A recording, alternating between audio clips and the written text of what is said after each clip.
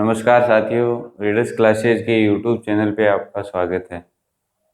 एक बार तो आज जो 5 सितंबर शिक्षक दिवस है, तो मैं मेरे गुरुजनों को प्रणाम करता हूं तथा आप सभी लोग मेरे जो रीडर्स टीम के साथी हैं तथा जो विद्यार्थी हैं उनको शिक्षक दिवस की ढेर सारी शुभकामनाएं तथा टीम रीडर्स आप सभी के उज्जवल भविष्य की कामना करता है। अब बात करते हैं अपन जो हमारी कक्षा चल रही है फाउंडेशन बैच आरएस तथा यूपीएससी के इतिहास को लेकर, जो अपन ने बात की थी आधुनिक भारत में और पुर्तगाली कंपनी के शासन की स्थापना को लेकर। अपनी बात हो गई थी कि एक 1530 में क्या हुआ कि गोवा को राजधानी बना लिया था किसने? पुर्तगालियों ने। फिर अपन ने बात की थी 1542 में जेसुइट संस्था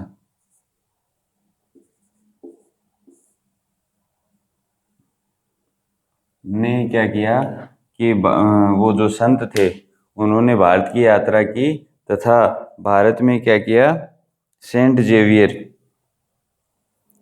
जेवियर भारत में आए थे। कब आए थे?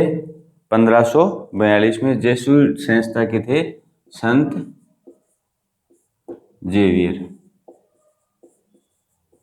इतनी बात हो गई थी। उसके बाद अपन ने देखा था कि गुजरात के शासक थे बहादुर शाह। कौन थे? बहादुर शाह। उन्होंने क्या किया कि तुर्की सेनापतियों की सहायता से, जिनमें थे सुलेमान रईस, रूमी खां और सुलेमान पाशा, इन की सहायता से जो पुर्तगालियों हैं उनका विरोध शुरू कर दिया। तो ये बात है गुजरात के शासक की। गुजरात के थे बहादुर शाह।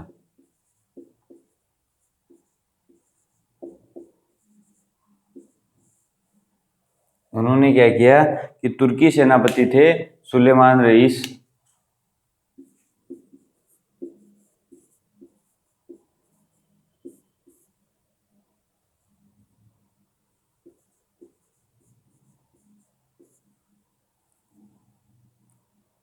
रूमी खां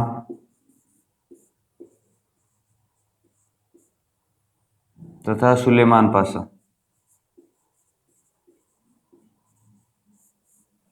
इनकी सहायता से किस पे? पुर्तगालियों पे आक्रमण कर दिया। अब इधर से क्या हुआ कि एक तरफ तो ये पुर्तगालियों से लड़ रहे थे बहादुर शाह, दूसरी तरफ क्या किया, हुमायूं ने एक आक्रमण कर दिया गुजरात पे। ठीक है, हुमायूं ने जब गुजरात पे आक्रमण किया तो बहादुर शाह ने समझौता करने का प्रयास किया। किनसे? पुर्तगालियों से। पुर्तगालियों ने समझौते के लिए जैसे ही बहादुर शाह को बुलाया, और उस टाइम जो गवर्नर थे नीनू डी गुना, इन्होंने क्या किया कि धोखे से बहादुर शाह को क्या कर दिया, जहाज से नीचे फेंक दिया और इनकी मृत्यु हो जाती है। ठीक है, इसके बाद जो घटना होती है वो होती है बंगाल के अंदर। बंगाल में उन्होंने क्या किया कि 1534 में चटगांव और सतगांव की में व्यापारिक कंपनी खोलने की परमिशन प्राप्त कर लेते हैं। किससे? उस टाइम जो बंगाल के शासक होते हैं मोहम्मद शाह। ठीक है, इतनी बात होगी। देखो 1530 गोवा को राजधानी बनाया, जो कहाँ तक रहती है ये बात अपन कल पढ़ ली थी, 1961 तक। ठीक है, पहले सबसे पहले आने वाले कौन थे? पुर्तगाली थे, और सबसे बाद जाने वाले पुर्तगाली थे। तो ये जो बात है ये यहाँ तक रहती है। और प्रथम व्यापारी कोठी कहाँ स्थापित करते हैं? केरल। कहाँ पे? कोचीन में। और उसके बाद इन्होंने क्या किया, ये कब होती है? ये होती है 1503। ठीक है, इतनी बात हो गई।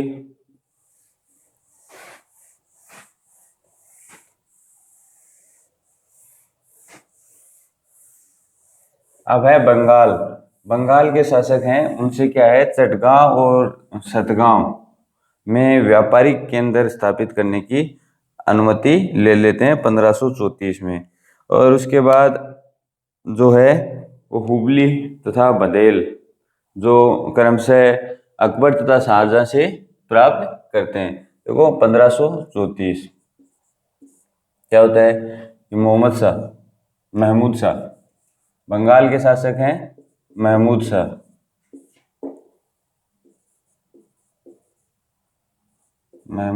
शाह। इनसे चटगांव तथा सतगांव में व्यापारिक फैक्ट्री। अब क्या है, इन्होंने भी जो शुरू में जो शांत जल की नीति अपनाई थी उसको छोड़कर अब आंतरिक क्षेत्रों में या विभिन्न तटीय क्षेत्रों में अपना व्यापार विस्तार की नीति चालू कर दी थी। व्यापारिक फैक्ट्री की स्थापना करते हैं का मतलब अधिकार प्राप्त कर लेते हैं। और इसके बाद जो अकबर है, अकबर के समय में इन्होंने क्या प्राप्त कर लिया, कौन सी जगह,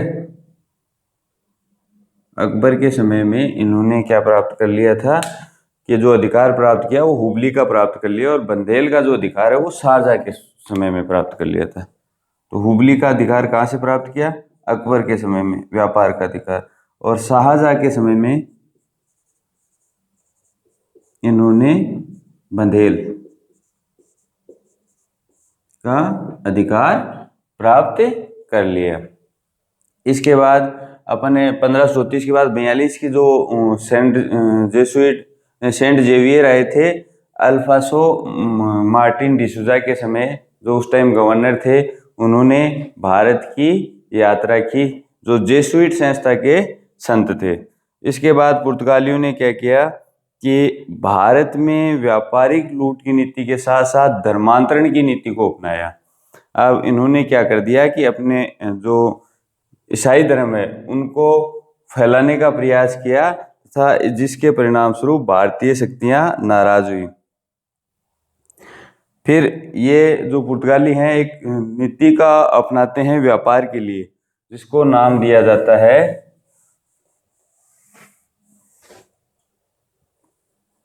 कार्टेज आर्मेडा काफिला। ये पुर्तगाली शब्द है।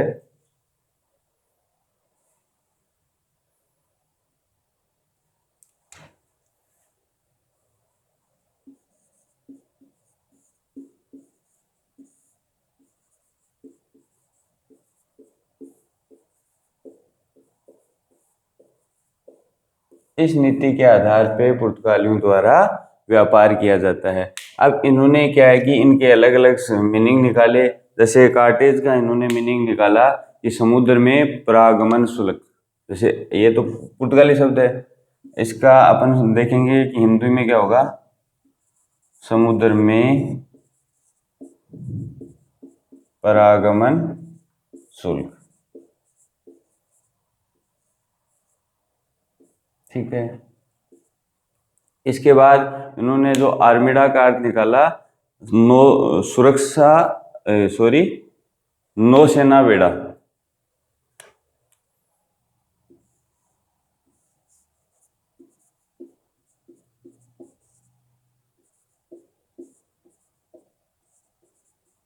और जो काफिला का अर्थ है वो है सुरक्षा व्यवस्था।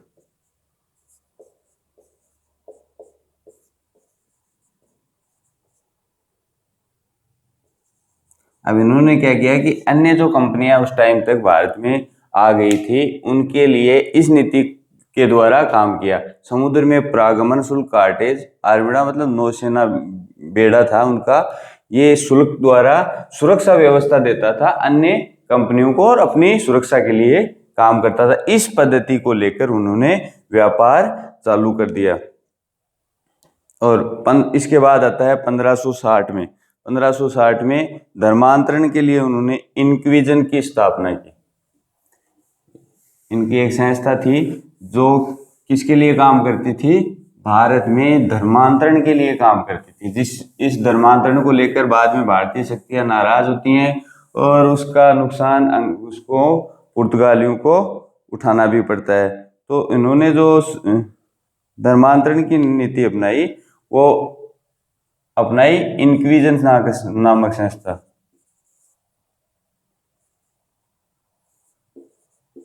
इस संस्था के द्वारा इन्होंने क्या किया, भारत में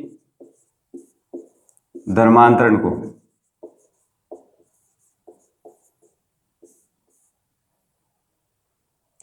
फैलाया। ठीक है, अब जिससे क्या हुआ कि भारतीय शक्तियां लगातार इनसे नाराज होती गई और जो वास्तविक रूप से जो इनको सबसे पहले आने का जो फायदा होने वाला था वो नहीं हो पाया।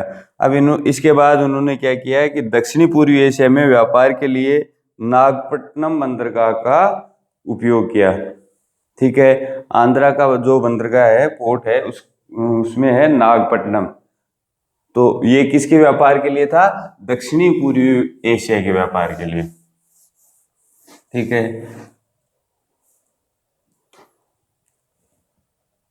नागपट्टनम,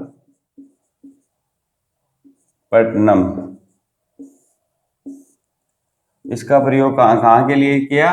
दक्षिणी पूर्वी एशिया के लिए। अब दक्षिणी पूर्वी एशिया वाला कौन सा भाग हो गया?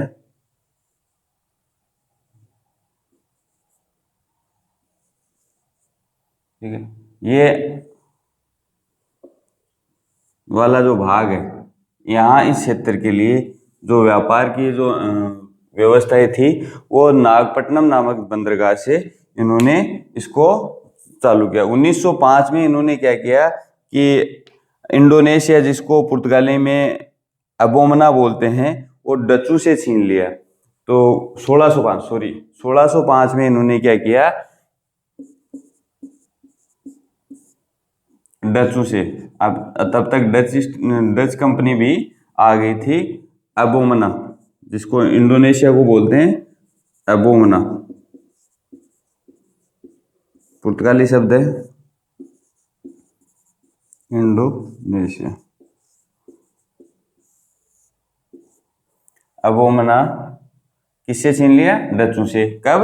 1605 ईस्वी में। और नागपट्टनम को दक्षिणी पूर्वी एशिया के लिए इन्होंने क्या किया?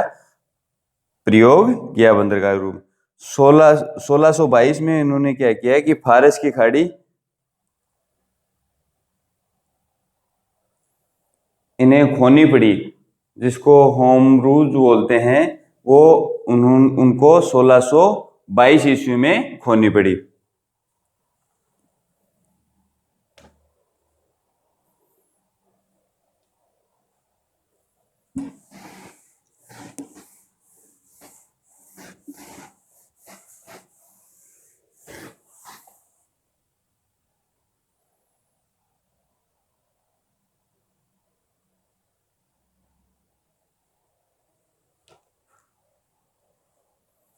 तो 1622 में क्या हुआ कि होर्मुज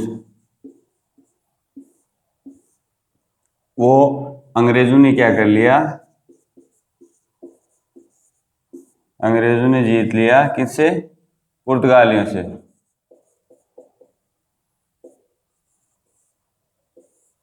ठीक है, इसके बाद इन्होंने क्या किया कि जो 1640 के आसपास 1640 के आसपास इनके द्वारा, सॉरी 1641 में इन्होंने क्या किया कि वापिस है इंडोनेशिया और श्रीलंका को डच्चू के हाथों निकल गए इनसे, पुर्तगालियों से। मतलब डच्चू ने 1641 में इंडोनेशिया को और 1643 में श्रीलंका को जीता।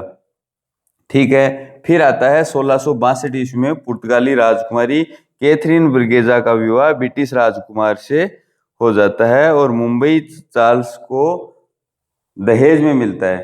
ठीक है, अब पुर्तगाली राजकुमारी है कैथरीन ब्रिगेजा, जिसका विवाह हो जाता है अंग्रेज चार्ल्स से। और ये जो तब तक जो पुर्तगाल के अधीन था मुंबई, वो अंग्रेजों को क्या मिल जाता है? दहेज में मिल जाता है चार्ल्स को दहेज में मिल जाता है। यह है 1662 की घटना।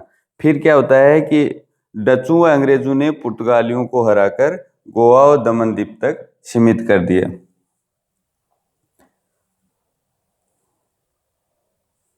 ठीक है, तो इसके बाद अपन ने दो घटनाएं पढ़ी कि एक तो 1641 और 1653।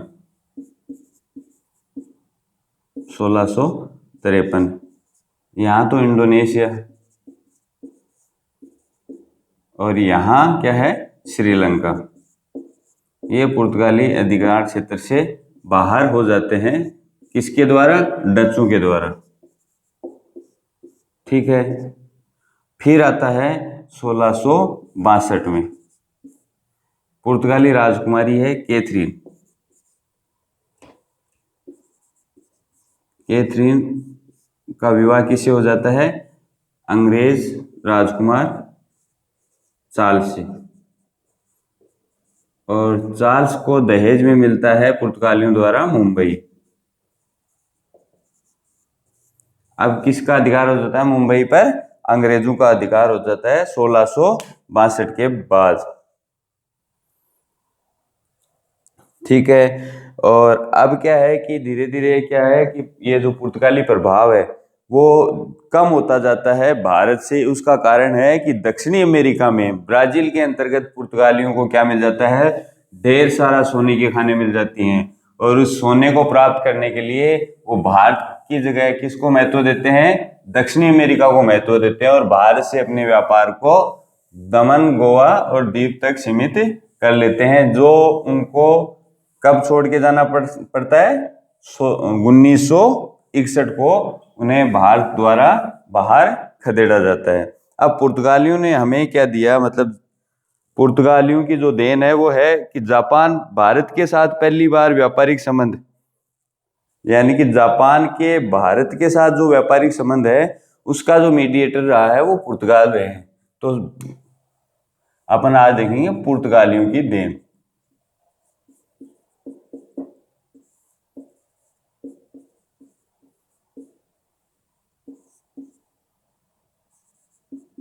भारत का जापान के साथ संबंध, ये साथ व्यापारिक संबंध किसके द्वारा होता है, ये होता है पुर्तगालियों द्वारा। इसमें क्या होता है कि सोने तथा चांदी के आयात पर विशेष रूप से तांबे तथा चांदी के आयात पर विशेष रूप से ध्यान दिया जाता है। अब फसलों के क्षेत्र में तंबाकू, आलू, कपास और मक्का, ये सात जो चीजें हैं वो पुर्तगालियों द्वारा भारत में लाई जाती है। तो देख लो, तंबाकू, कपास, आलू और मक्का मुख्य रूप से भारत में जो लाने वाले थे वो कौन थे, पुर्तगाली ही थे। इसके बाद जो इन्होंने क्या किया कि प्रिंटिंग प्रेस, भारत में प्रथम प्रिंटिंग प्रेस 1556 गोवा में इनके द्वारा ही लगाई जाती है।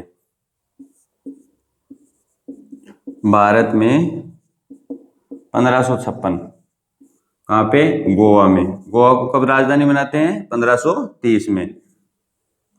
भारत में गोवा में प्रथम प्रिंटिंग प्रेस। अब देखो ये सारी चीजें महत्वपूर्ण, बार बार एग्जाम में आए हुए क्वेश्चन है। डिटेल से आएंगे तो 3 लाइन में ये दे दिया, चौथा गलत दे देंगे। एक एक चीजें पूछेंगे तो एक एक ऑप्शन में डाल देंगे।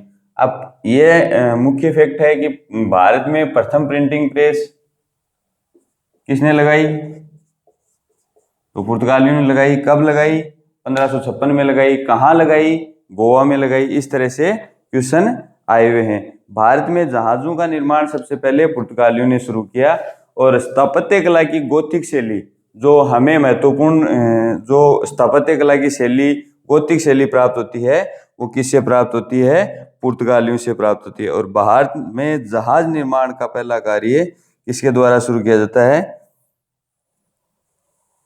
पुर्तगालियों द्वारा ही शुरू किया जाता है। तो दो चीजें और देख लो, एक तो है स्थापत्य कला की बौद्धिक शैली, स्थापत्य में क्या है, गोथिक शैली। इसके अंतर्गत क्या है, छतें उठी हुई हैं,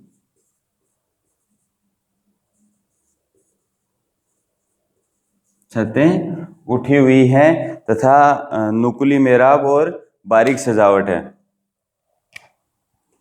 मेहराब कैसी है, नुकीली। ये सब अपन जब मध्यकाल में पढ़ेंगे ना, तो मेहराब, छतें और ये सब अपन पढ़ेंगे। और एक जो मुख्य बात इसमें और थी, वो क्या थी कि इन्होंने स्थापत्य कला को दिया, गोवा में प्रिंटिंग प्रेस लाए और जहाज निर्माण।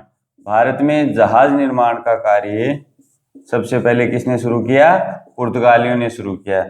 अब देख लो, जो क्वेश्चन इतने सारे डाटा पहले थे, उनको अगर याद रख पाओ तो ठीक है, बाकी 2-4 महत्वपूर्ण बातें मैं आपको लास्ट टाइम बता दूंगा कि इन चीजों को तो आपको विशेष रूप से जोड़ देना है। ये बैच हालांकि फाउंडेशन का है, हर चीज आपको डिटेल से पढ़नी है, और एक रेफरेंस बुक कोई भी आप अपने हिसाब से चुनकर उसमें पढ़ सकते हो। तो भारत में जो भारत का जापान के साथ व्यापारिक संबंध किनके द्वारा हुआ, पुर्तगालियों के द्वारा। जहाज निर्माण का कार्य भारत में सर्वप्रथम पुर्तगालियों ने शुरू किया। तंबाकू, कपास, आलू और मक्का, ये सारी फसलें पुर्तगालियों की देन है भारत में।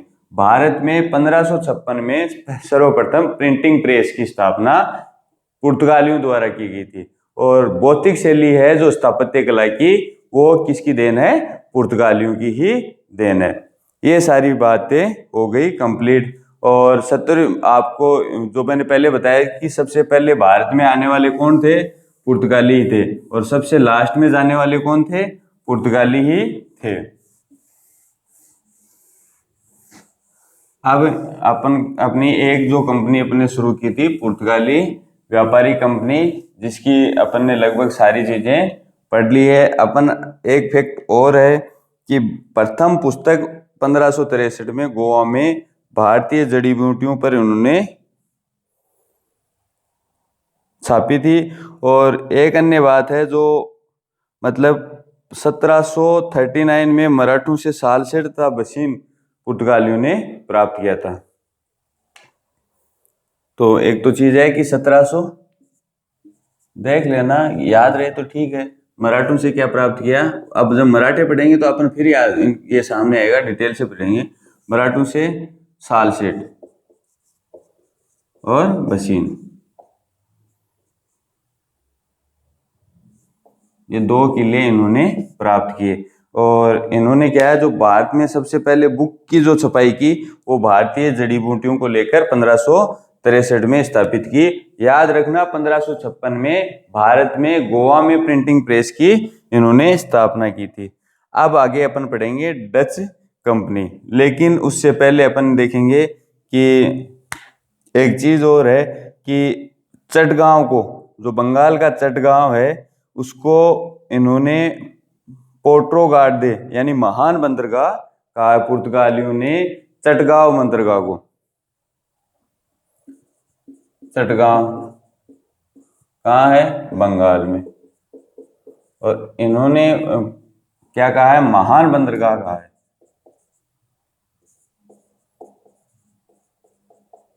और पुर्तगाली इस भाषा में इसे कहते हैं कोर्ट्रोगार्ड। ये इन्होंने पुर्तगाली भाषा में कहा है, जिसका हिंदी में मीनिंग होता है महान बंदरगाह। बंदरगाह कौन सा है, बंगाल का चटगांव। जो कब प्राप्त किया था, मोहम्मद शाह के टाइम में इन्होंने प्राप्त किया था बंगाल पुर्तगाली गवर्नर ने। ठीक है, इतनी बातें अपनी हो गई। अब अपन बात करेंगे कि मुख्य मुख्य बातें हैं जो कौन कौन सी याद रखनी है। सबसे पहले तो अपने को याद रखना है कि इन्होंने क्या किया, कि कौन सी कंपनियों का क्रम था जो भारत में यूरोपीय कंपनियों के आवागमन का क्रम की अपन बात की थी। तो अपन ने बात की, पुर्तगाली आए, फिर डच आए, फिर अंग्रेज आए, फिर डेनिश आए, फ्रांसीसी और स्वीडिश आए। ये बात तो महत्वपूर्ण आपको याद रखनी है। और सबसे लास्ट में जाने वाले कौन थे, सबसे लास्ट में जाने वाले थे पुर्तगाली, और सबसे पहले आने वाले कौन थे? पुर्तगाली। अब क्या होता है कि साहब क्रोनोलॉजी से अगर आप याद रखोगे तो आपको याद आती जाएंगी सारी चीजें। अब मैं लिखता जाऊंगा।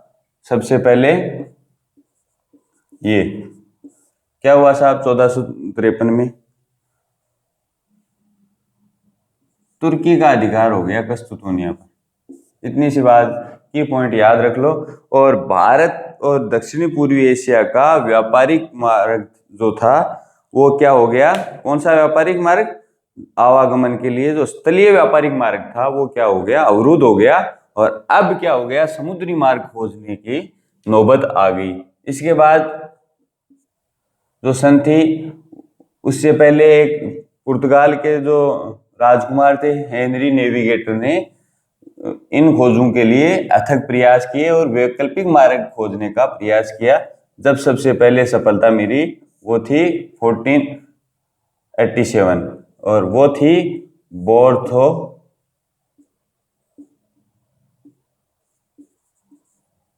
लोम्यो डियाज। इन्होंने सफलता प्राप्त की। फिर इस टाइम क्या हुआ कि भारत में कौन आया? Vasco D gamma.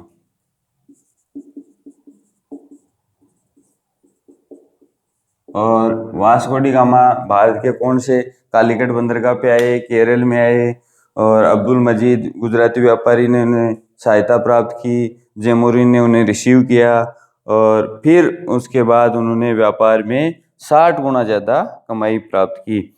और उसके बाद 1503 में व्यापारिक फैक्ट्री की स्थापना कोच्चि केरल में की जाती है पुर्तगालियों द्वारा।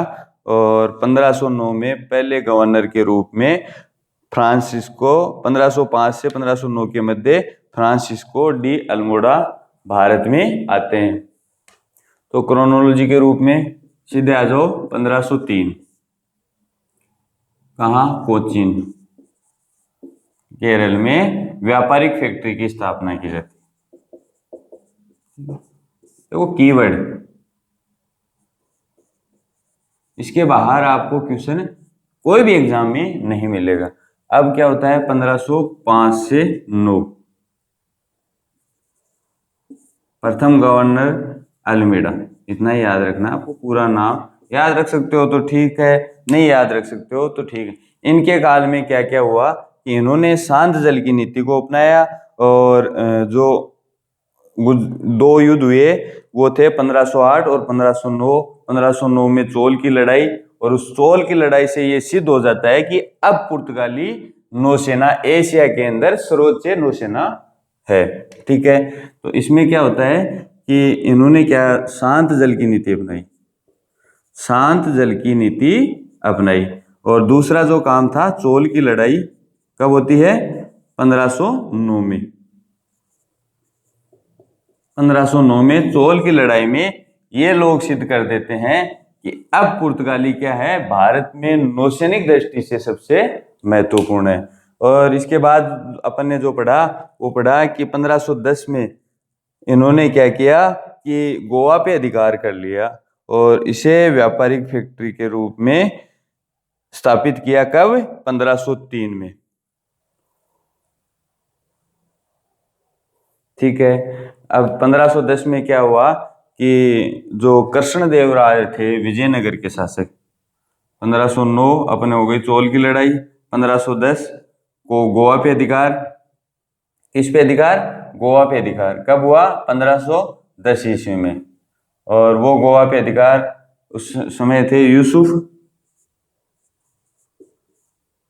आदिल शाह, और कृष्णदेव राय थे। इनके कहने पे, विजयनगर के शासक कृष्णदेव राय के कहने पे गोवा पे पुर्तगालियों द्वारा यूसुफ आदिल शाह को हटाकर अधिकार कर लिया जाता है। यहाँ तक अपनी बात हो गई। अब इसमें देखते ये ही सारे कीवर्ड अगर याद कर लोगे एक एक लाइन, तुर्की, कस्तूतोनिया, 1487,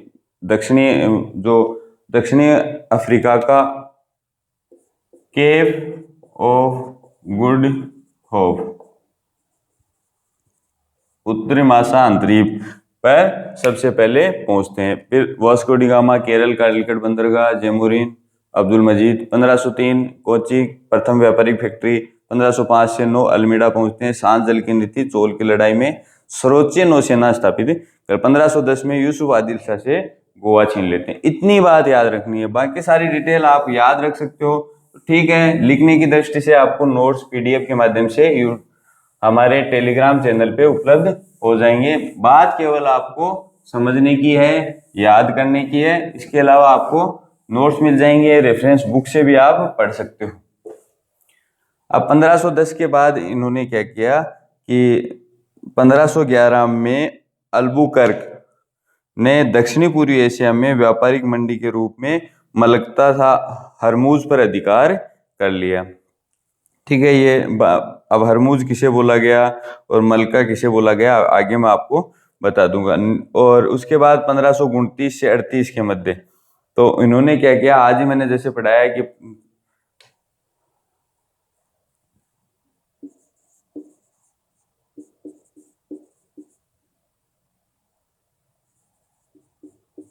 1529 से 38 के मध्य, ठीक है। अब क्या किया इन्होंने, जो है 1530 में क्या है, गोवा को राजधानी बना दिया। जो पहले कौन था, कोची था। और इसके बाद इन्होंने क्या किया कि जो गुजरात के शासक थे बहादुर शाह, उनके साथ युद्ध किया। हुमायूं के हस्तक्षेप के कारण युद्ध गुजरात पर आक्रमण करने के कारण इन्होंने बहादुर शाह को पुर्तगालियों से क्या करना पड़ा, संधि करनी पड़ी। और संधि के दौरान उनकी हत्या कर दी जाती है। महमूद शाह से इन्होंने बंगाल से क्या प्राप्त किया, चटगांव और सतगांव। और अकबर से इन्होंने हुबली तथा शारजाह से बंदेल प्राप्त कर लिया। और उसके बाद इन्होंने पुर्तगालियों की जैसे अपन ने देन पढ़ी, तो देन में अपन देखेंगे कि एक तो आपको ध्यान रखना है कि इंक्विजन नामक संस्था क्या थी। इंक्विजन धर्मांतरण की संस्था थी जो पुर्तगालियों ने भारत में धर्म को ग्रहण करने के लिए, यानी कि भारतीय धर्म को छोड़कर उनके धर्म को अपनाने के लिए इंक्विजन नामक संस्था की स्थापना की थी। और जो देन में अपन देखेंगे तो अपन देखेंगे कि जापान के साथ जो अपने संबंध थे, अपना प्रिंटिंग प्रेस थी, और तंबाकू, आलू, मक्का, अन्य फसलें हैं, वो किसकी है, पुर्तगालियों की देन है। और भारत में जहाज निर्माण का जो कार्य है वो पुर्तगालियों द्वारा ही लाया गया था सर्वप्रथम, ठीक है। आज की कक्षा में इतना ही। नेक्स्ट अपन डच कंपनी फिर अंग्रेज ईस्ट इंडिया कंपनी की बात करेंगे।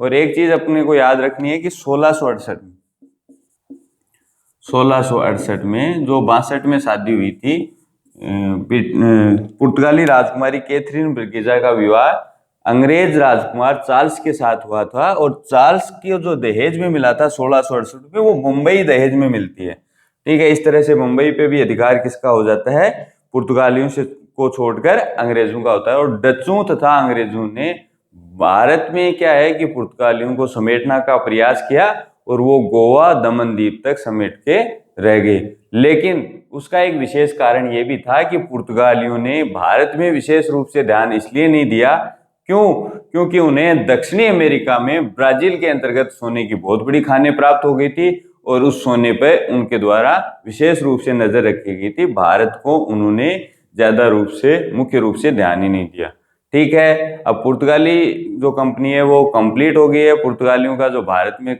वर्क था वो अपन ने 3 जो क्लासें हुई है उनके माध्यम से पढ़ लिया है।